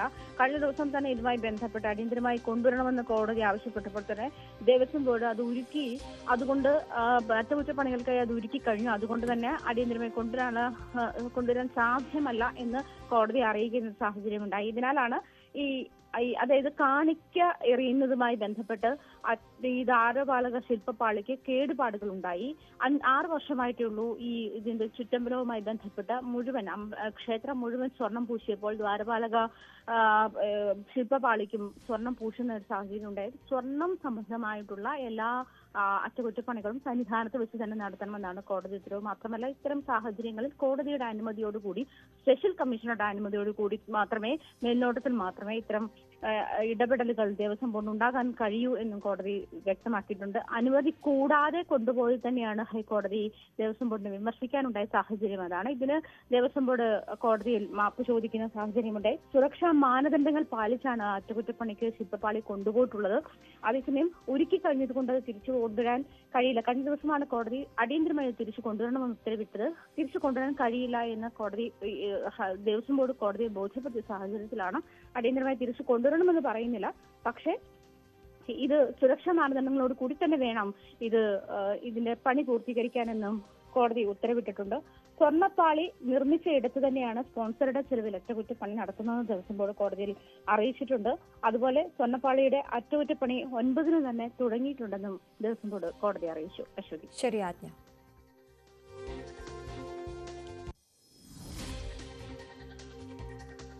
ബോധവൽക്കരണം പോലും നടത്താൻ കഴിയാത്ത ആരോഗ്യവകുപ്പാണ് കേരളത്തിലുള്ളതെന്ന് പ്രതിപക്ഷ നേതാവ് VD സതീശൻ. അമീബിക് മസ്തിഷ്ക ജ്വരം മൂലം നിരവധി പേർ മരിച്ചു. ജനങ്ങൾ പരിഭ്രാന്തരാണെന്നും സതീശൻ പറഞ്ഞു. മാടായിപ്പാറയിലെ പലസ്തീൻ അനുകൂല പ്രതിഷേധം ജമാഅത്തെ ഇസ്ലാമിയുടെ തീവ്രവാദ പരിശീലനമെന്ന് ആരും പറഞ്ഞിട്ടില്ലെന്ന് MV ജയരാജൻ. BJPയുടെ പരമ്പരാഗത ന്യൂനപക്ഷ വിരോധത്തിന്റെ ഭാഗമാണ് വിവാദമെന്നും ജയരാജൻ പറഞ്ഞു. അത്തരത്തിൽ എന്തെങ്കിലും അവിടെ നടന്നു എന്ന് അവിടെയുള്ളവർക്ക് ആർക്കും അറിയില്ല. തീവ്രവാദ പരിശീലനമോ തീവ്രവാദ സംഘം അവിടെ ആയുധമെടുത്ത് വന്നതായിട്ടോ ഒന്നും പറയാനില്ല. അപ്പം അതുകൊണ്ട് അത് BJP അവരുടെ പരമ്പരാഗതമായ രീതിയായ ന്യൂനപക്ഷ വേട്ടയുടെ ഭാഗമായി വന്നതാണ്. പുതിയ തൊഴിൽ സംസ്കാരങ്ങൾക്ക് ചേരുന്ന വിധം നഗരവികസനം യാഥാർത്ഥ്യമാക്കണമെന്ന് മുഖ്യമന്ത്രി പിണറായി വിജയൻ. സാമ്പത്തിക കാഴ്ചപ്പാടും തൊഴിൽ ക്ഷേമവുമെല്ലാം അർബൻ കോൺക്ലേവിൽ ചർച്ചയാകണം. മഹാമാരികൾ ജനങ്ങളെ ബാധിക്കാത്ത തരത്തിലുള്ള സംവിധാനങ്ങൾ ഉണ്ടാകണമെന്നും നഗരം ഭിന്നശേഷി സൗഹൃദമാക്കുന്നതുൾപ്പെടെയുള്ള ചർച്ചകളും ഉയർന്നു വരണം. കാര്യങ്ങൾ ചർച്ച ചെയ്യണമെന്നും മുഖ്യമന്ത്രി പറഞ്ഞു. കൊച്ചിയിൽ അർബൻ കോൺക്ലേവിൽ സംസാരിക്കുകയായിരുന്നു അദ്ദേഹം. പാലക്കാട് മണ്ണാർക്കാട് അരിയൂർ ബാങ്ക് തട്ടിപ്പിൽ മുസ്ലിം ലീഗ് സംസ്ഥാന നേതൃത്വത്തിന് പരാതി നൽകി KMCC. തട്ടിപ്പ് നടത്തിയവരെ പുറത്താക്കണമെന്നാണ് ആവശ്യം. ബാങ്കിൽ നിന്നും നേതാക്കൾ കോടികൾ വായ്പയെടുത്താണ് തട്ടിപ്പ് നടത്തിയത്. പാലക്കാട് ജില്ലാ പഞ്ചായത്ത് മെമ്പറും യൂത്ത് ലീഗ് സംസ്ഥാന സെക്രട്ടറിയുമായ ഗഫൂർ കോൽക്കളത്തിൽ, ലീഗ് ജില്ലാ വൈസ് പ്രസിഡന്റ് കല്ലടി അബൂബക്കർ ഉൾപ്പെടെയുള്ളവരാണ് തട്ടിപ്പ് നടത്തിയത്. ലീഗ് ജില്ലാ നേതൃത്വത്തിന് പരാതി നൽകിയിട്ടും പ്രശ്നം ചർച്ച ചെയ്യാത്തതിനെ തുടർന്നാണ് സംസ്ഥാന നേതൃത്വത്തിന് KMCC പരാതി നൽകിയത്. 150 കോടിയോളം രൂപയുടെ ക്രമക്കേടാണ് ബാങ്കിൽ നടന്നത്. താരസംഘടനയായ അമ്മയുടെ എക്സിക്യൂട്ടീവ് യോഗം കൊച്ചിയിൽ പുരോഗമിക്കുന്നു. കുക്കു പരമേശ്വരനെതിരായ മെമ്മറി കാർഡ് വിവാദം ചർച്ച ചെയ്തേക്കും. നടിമാരായ പൊന്നമ്മ ബാബു, പ്രിയങ്ക, ഉഷ എന്നിവർ നൽകിയ പരാതി അന്വേഷിക്കാൻ സമിതിയെ നിയോഗിച്ചിരുന്നു. ഇതിൽ ആരൊക്കെ ഉണ്ടാകും എന്ന് ഇന്നറിയാം. കഴിഞ്ഞ തവണ ചേർന്ന യോഗത്തിൽ ഉയർന്ന പേരുകളിൽ ചില അംഗങ്ങൾക്ക് അതൃപ്തിയുണ്ടായിരുന്നു. പുതിയ ഭരണസമിതി ചുമതലയേറ്റ ശേഷമുള്ള രണ്ടാമത്തെ യോഗമാണ് ചേരുന്നത്.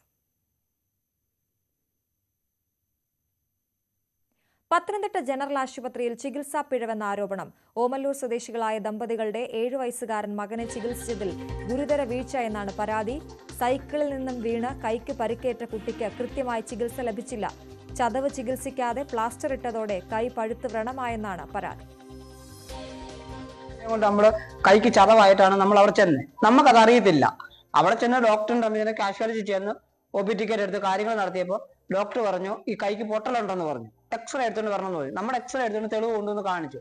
അപ്പൊ ആ ആള് ഓർത്തോടെ ഡോക്ടർ ഇല്ലാത്തതുകൊണ്ട് ഡോക്ടറെ വിളിച്ച് കാണിച്ച് വിവരം പറഞ്ഞപ്പോൾ പറഞ്ഞു കൈക്ക് പൊട്ടലുണ്ട്, അതുകൊണ്ട് പ്ലാസ്റ്റർ ഇടണമെന്ന് പറഞ്ഞു. ആ പ്ലാസ്റ്റർ ഇട്ട് കഴിഞ്ഞ് എന്നോട് പറഞ്ഞു ചൊവ്വാഴ്ച കൊണ്ടുവന്ന് ഓർത്തോ ഡോക്ടറെ കാണിക്കണമെന്ന് പറഞ്ഞു. നമ്മളത് ഓർത്തോ ഡോക്ടറെ കൊണ്ടുവന്ന് കാണിച്ചു. അപ്പൊ ഡോക്ടർ അത് നോക്കിയിട്ട് പറഞ്ഞു കുഞ്ഞല്ലേ, അസ്ഥിക്ക് പിന്നെ വലിയ ഇതൊന്നുമില്ല, അത് കിടക്കട്ടെ, നമുക്ക് അടുത്ത ചൊവ്വാഴ്ചത്തേക്ക് മാറ്റാം എന്ന് പറഞ്ഞു. നമ്മളത് കേട്ട് തിരിച്ചിഞ്ഞു പോന്നു. പിറ്റേ ആ ചൊവ്വാഴ്ച അടുക്കാറായപ്പോഴത്തേക്ക് അന്ന് ആ തിങ്കളാഴ്ച ആയപ്പോൾ കൈക്ക് നല്ല വേദനയായി, നീരുമായി, പഴുപ്പായി. നമുക്കൊരു മരമാണ് അത് വെട്ടിക്കളഞ്ഞാൽ അതിന്റെ അത് പിന്നെയും കിളിച്ചു വരും. ഈ ജന്മനാ കിട്ടിയതായി അത് വികലാംഗനായി കഴിഞ്ഞാൽ നാളെ അവൻ തിരിച്ച് നമ്മോട് ചോദിച്ചാൽ എനിക്ക് ഉത്തരവില്ല കൊടുക്കാൻ എന്റെ കുഞ്ഞിന്. അത് ശരിയായ കാര്യമല്ലേ? ഒന്ന് ആലോചിച്ച് നോക്ക്. അതുകൊണ്ട് ആ ഡോക്ടർ എന്നല്ല, ഏത് ഡോക്ടർ അവർ ദൈവത്തിന് തുല്യമാണ്. അവര് ഒരു കാരണവശാലും ഒരു കുഞ്ഞുങ്ങളോട് എങ്ങനെ ചെയ്യാൻ പാടില്ല. എന്നെ നല്ല കാശുള്ളവരാണ്, കാശില്ല, അതാത് ട്രീറ്റ്മെന്റ് ചെയ്ത് ഒരു പരിപൂർണമായിട്ട് നമുക്ക് തരാം.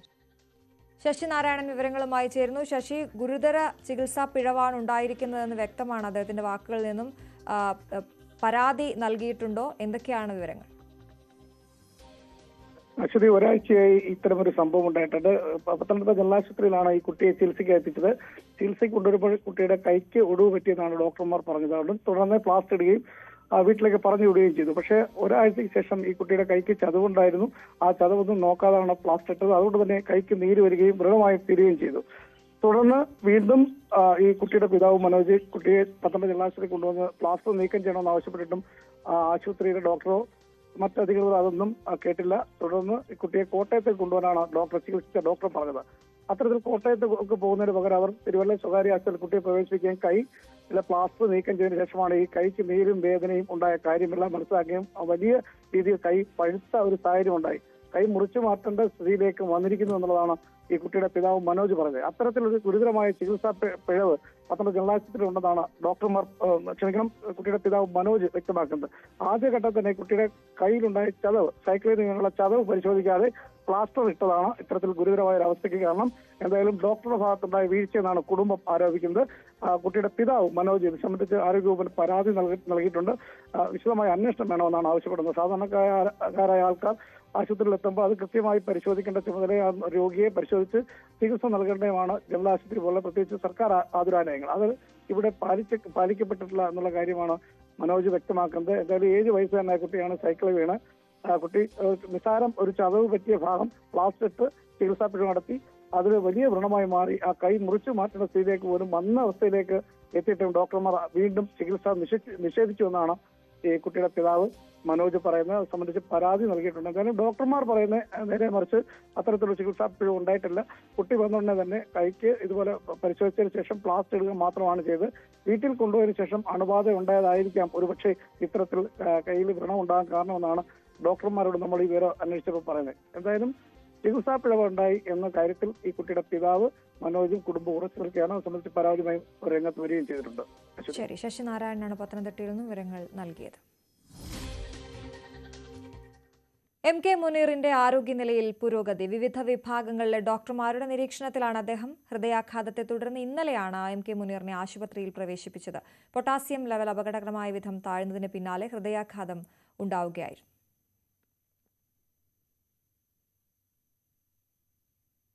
നാടിനും വീടിനും തീരാ നോവായി കൊല്ലം സ്വദേശി ഐസക് ജോർജ്. ഐസക്കിന്റെ വിയോഗത്തിന്റെ വേദനയിലാണ് പ്രിയപ്പെട്ടവർ. വാഹനാപകടത്തിൽ മസ്തിഷ്ക മരണം സംഭവിച്ച ഐസക്കിന്റെ അവയവങ്ങൾ 6 പേർക്കാണ് പുതുജീവൻ നൽകിയത്. രണ്ടുപേർക്ക് കാഴ്ചയും 4 പേർക്ക് പുതുജീവനും നൽകിയാണ് ഐസക് യാത്രയായത്. കഴിഞ്ഞ ദിവസം അവിട്ടം നാളിലായിരുന്നു അതിദാരുണമായ സംഭവം ഉണ്ടായത്. ഐസക്കിൻ്റെ ഉടമസ്ഥതയിൽ പ്രവർത്തിക്കുന്ന ബ്ലൂം എന്ന റെസ്റ്റോറൻറ്റിന് മുന്നിലാണ് നമ്മളുള്ളത്. റെസ്റ്റോറൻറ്റിൻ്റെ എതിർഭാഗത്തായിട്ട് വാഹനത്തിൽ എത്തിയ ഐസക് വാഹനം നിർത്തുകയും വാഹനത്തിൽ നിന്നും ഇറങ്ങി തൻ്റെ റെസ്റ്റോറൻറ്റിലേക്ക് റോഡ് മുറിച്ച് നടന്നു വരികയായിരുന്നു. ഇപ്പോഴാണ് കൊട്ടാരയുടെ ഭാഗത്തു നിന്നും വന്ന ഒരു ബൈക്ക് ഡൂക്ക് അതിവേഗതയിൽ എത്തുകയും ഈ ഐസക്കിനെ ഇടിച്ചു തെറിപ്പിക്കുകയും ചെയ്തത്. ഇടിയുടെ ആഘാതത്തിൽ ഐസക് തെറിച്ചു വീണ്ടിരുന്നു. ഐസക്കിന് ഗുരുതരമായിട്ടുള്ള പരിക്ക് പറ്റിയിരുന്നു. തുടർന്ന് ഐസക്കിനെ തിരുവനന്തപുരത്തുള്ള ഒരു സ്വകാര്യ ആശുപത്രിയിൽ പ്രവേശിപ്പിക്കുകയും ചെയ്തിരുന്നു. ഐസക്കിൻ്റെ സ്ഥിതി ഗുരുതരമായി തുടർന്ന സാഹചര്യത്തിൽ കഴിഞ്ഞ ദിവസമാണ് ഐസക് മരണത്തിന് കീഴടങ്ങേണ്ടി വന്നത്. ഐസക്കിൻ്റെ അവയവങ്ങൾ ദാനം ചെയ്യുകയും ചെയ്ത സംഭവം ഉണ്ടായിരുന്നു. ഇതെല്ലാം വലിയ രീതിയിൽ വാർത്തയായി മാറുകയും ചെയ്തിട്ടുണ്ട്. എന്തായാലും ഐസക്കിൻ്റെ ഈ ഒരു വിയോഗം തീരാ നഷ്ടമായി തന്നെ മാറിയിരിക്കുകയാണ് നാടിനും നാട്ടുകാർക്കും. ഐസക്കിൻ്റെ അവയവങ്ങൾ മറ്റൊരാൾക്ക് ദാനം അത് അവൻ ചത്തില്ല എന്ന് പറയാം. അവൻ 6 പേര് ജീവിക്കുന്നില്ലേ, അത് ഏറ്റവും വലിയ ദാനം. ഐസക്കോട്ടെ ഞങ്ങൾ എപ്പോഴും കാണുന്നു, സംസാരിക്കും, എപ്പോഴും ബന്ധമുണ്ട്. നല്ലൊരു മനുഷ്യൻ. ഇവിടെ എല്ലാവരുമായിട്ടൊരു ഭയങ്കര സഹകരണമുള്ള മനുഷ്യനാണ്. നല്ല മനുഷ്യനാണ് എല്ലാവരുമായിട്ടും. പക്ഷേ നേരത്തെ ഗൾഫിലും അവിടെ ഇവിടെയൊക്കെ ആയിരുന്നു. ഞാനും ഗൾഫിലായിരുന്നു, പുള്ളിയും എല്ലാവരും ഗൾഫിലായിരുന്നു. അതിനുശേഷം ഇവിടെ വന്ന് പുള്ളി ചെയ്യാത്ത പണിയൊന്നുമില്ല, എല്ലാ പണിയും ചെയ്യുന്നതാണ്. എല്ലാത്തിനും ആക്റ്റീവായിരുന്നു, എല്ലാ പണിക്കും ആക്റ്റീവായിരുന്നു. പക്ഷേ അങ്ങനെ സംഭവിച്ചു പോയി, ഒന്നും പറയാൻ പറ്റാതെ പോയി. പിന്നെ ഇവിടെ ഒരു 10 മിനിറ്റ് കിടക്കുകയും ചെയ്തെന്നാണ് പറയുന്നത്. ആ സമയത്ത് ആളില്ലായിരുന്നു. ഈ രാത്രി 8:15 സംഭവം. ഞാൻ അവിടുന്ന് വരുന്ന വണ്ടിയല്ലായിരുന്നു, ഇവൻ വണ്ടി അവിടെ നിർത്തിയിട്ട് ഇങ്ങോട്ട് കയറി വന്നതാണ്. ഐസക്കിൻ്റെ മരണം ഒരു തീരാ ദുഃഖം തന്നെയാണ്. വളരെ എല്ലാവർക്കും പ്രിയപ്പെട്ടവനായിരുന്നു. നല്ല സ്വഭാവവും ഒക്കെയുള്ള ആളായിരുന്നു. നമുക്ക് ഇവിടെ കടയുണ്ട്, അങ്ങനെ വ്യക്തിപരമായിട്ട് ഉള്ള അറിവേ ഉള്ളൂ. വേറെ നല്ല സ്വഭാവക്കാരനായിരുന്നു. ഓണം അവിട്ടത്തിൻ്റെ അന്ന് രാത്രി 8 മണിയോളം